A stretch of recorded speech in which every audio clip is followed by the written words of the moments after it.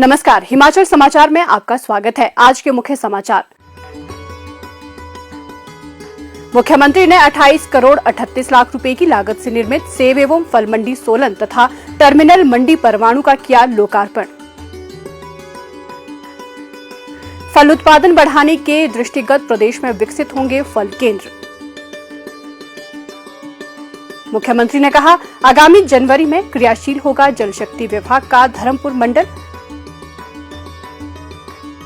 मुख्यमंत्री ने संदीप नेगी के निधन पर किया शोक व्यक्त।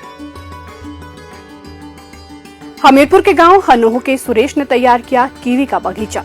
और अब समाचार विस्तार से। मुख्यमंत्री ठाकुर सुखविंदर सिंह सुक्खू ने मंगलवार सायं हिमाचल प्रदेश राज्य कृषि विपणन बोर्ड एवं कृषि उपज मंडी समिति सोलन के अंतर्गत सोलन में 9 करोड़ 88 लाख रुपए की लागत से नवनिर्मित सेब एवं फल मंडी सोलन और परवाणु में 18 करोड़ 50 लाख रुपए की लागत से टर्मिनल मंडी परवाणु के उन्नयन, सुदृढ़ीकरण, संपर्क सड़क एवं पार्किंग का लोकार्पण किया।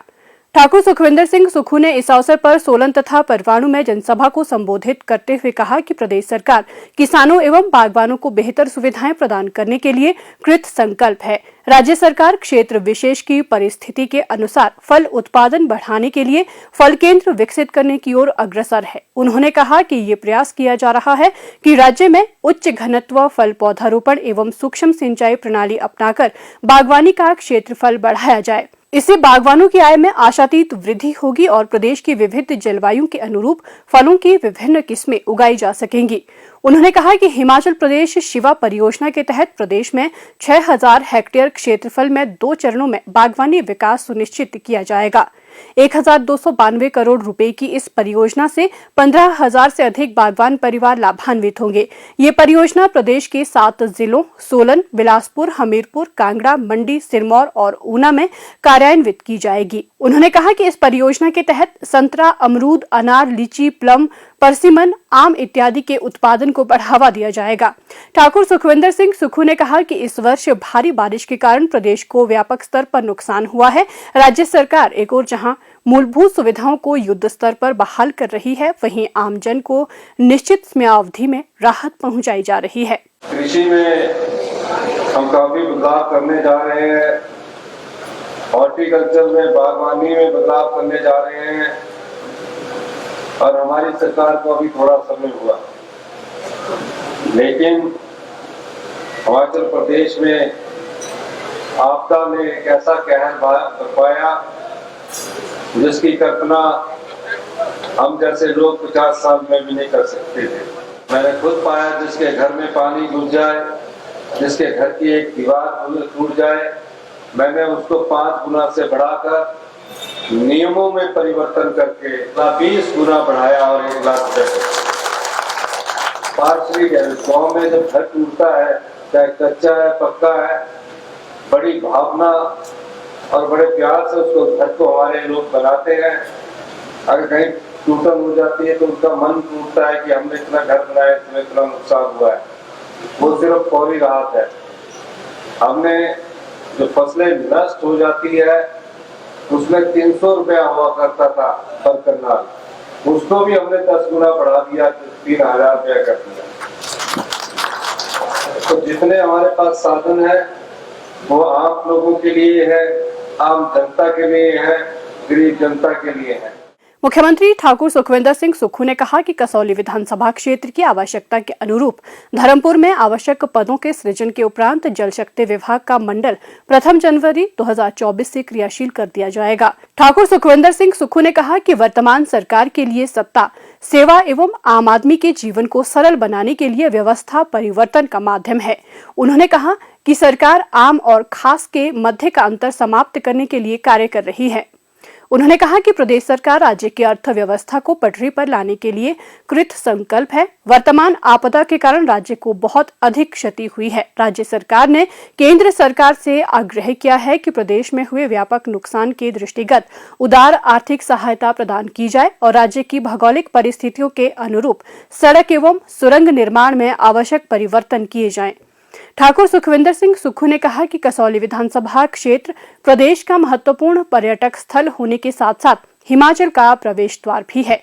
कसौली विधानसभा क्षेत्र का योजनागत विकास प्रदेश सरकार की प्राथमिकता है और इस कार्य में धन की कोई कमी आड़े नहीं आने दी जाएगी। मुख्यमंत्री ने कहा कि प्रदेश में शीघ्र ही पारदर्शी प्रणाली वाला चयन बोर्ड स्थापित किया जाएगा। ये सुनिश्चित बनाया जाएगा कि इस चयन बोर्ड के माध्यम से युवाओं का चयन केवल मेरिट के आधार पर हो। उन्होंने युवाओं को विश्वास दिलाया कि प्रदेश सरकार सही उम्मीदवार को उचित रोजगार प्रदान करेगी। उन्होंने कहा कि भंग किए गए हिमाचल प्रदेश अधीनस्थ चयन बोर्ड में सामने आए भ्रष्टाचार की नियमानुसार जांच की जा रही है। मुख्यमंत्री को इस अवसर पर फल एवं सब्जी मंडी आढ़ती एसोसिएशन सोलन तथा आढ़ती एसोसिएशन परवाणु द्वारा मुख्यमंत्री राहत कोष के लिए 11-11 लाख रुपए के चेक भेंट किए गए। इसके अतिरिक्त उत्तराखंड भ्रातृ मंडल सोलन की ओर से 51,000 रुपए, गुरुद्वारा साहिब श्री सिंह सभा परवाणु की ओर से 1,51,000 रुपए तथा परवाणु विकास मंच की ओर से 50,000 रुपए का ड्राफ्ट मुख्यमंत्री राहत कोष के लिए भेंट किया गया। मुख्यमंत्री ने पीड़ित मानवता को राहत पहुंचाने के लिए दी जा रही धनराशि के लिए सभी का आभार व्यक्त किया। मुख्यमंत्री ठाकुर सुखविंदर सिंह सुक्खू ने वर्ष 2016 बैच के भारतीय प्रशासनिक सेवा के अधिकारी एवं डॉक्टर यशवंत सिंह परमार औद्यानिकी एवं वानिकी विश्वविद्यालय नौणी के कुल सचिव श्री संदीप नेगी के निधन पर गहरा दुख व्यक्त किया है। 47 वर्षीय श्री संदीप नेगी का आज पीजीआई चंडीगढ़ में निधन हो गया।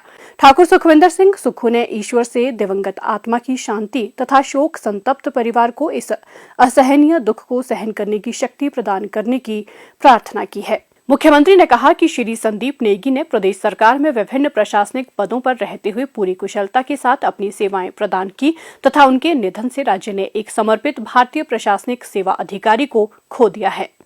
हमीरपुर जिला के भोरंज उपमंडल के गांव हनोह निवासी श्री सुरेश कुमार और उनकी धर्मपत्नी श्रीमती रमेश कुमारी ने उद्यान विभाग की मदद से लगभग 12 कनाल जमीन पर कीवी के 100 पौधों का बगीचा तैयार कर एक नई पहल की है।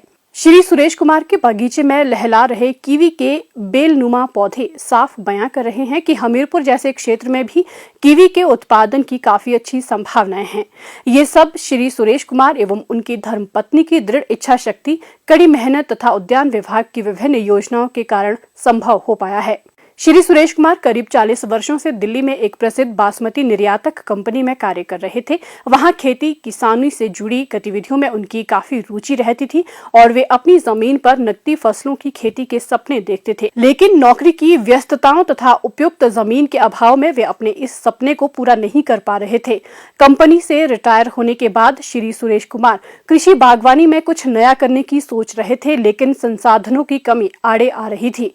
इसी बीच उन्होंने लगभग 12 कनाल जमीन खरीदी और कड़ी मेहनत कर खेत तैयार किए। इस दौरान उन्हें उद्यान विभाग की विभिन्न सब्सिडी योजनाओं की जानकारी भी मिली। विभाग के अधिकारियों ने श्री सुरेश कुमार का मार्गदर्शन किया तथा उन्हें कीवी की खेती के लिए प्रेरित किया। उद्यान विभाग ने टैंक निर्माण के लिए सुरेश कुमार को 70,000 रुपए की सब्सिडी प्रदान की। इसके अलावा कीवी के पौधों के लिए भी अनुदान प्रदान किया। आज उनके खेतों में कीवी के पौधे लहला रहे हैं। उनका कहना है कि कीवी की पैदावार से किसान बागवान अच्छी आय अर्जित कर सकते हैं, क्योंकि बाजार में ये फल बहुत ही ऊंचे दामों पर बिकता है। जहाँ से मैं पहले जॉब करता था वहाँ से मेरे को प्रेरणा मिली, क्योंकि वहाँ पे भी कुछ पेड़ लगा रखे थे। तो वहाँ से प्रेरणा मिलने के बाद फिर मैं नौकरी के रिटायरमेंट होने के बाद मैंने फिर यहाँ पे काम शुरू किया। 100 पेड़ कीवी के लगाए हैं और ब्लूबेरी भी लगा रहा हूँ। कुछ अभी सोच रहा हूँ ब्लूबेरी के भी लगाने हैं पेड़, और कुछ नींबू वगैरह लगा रखा है।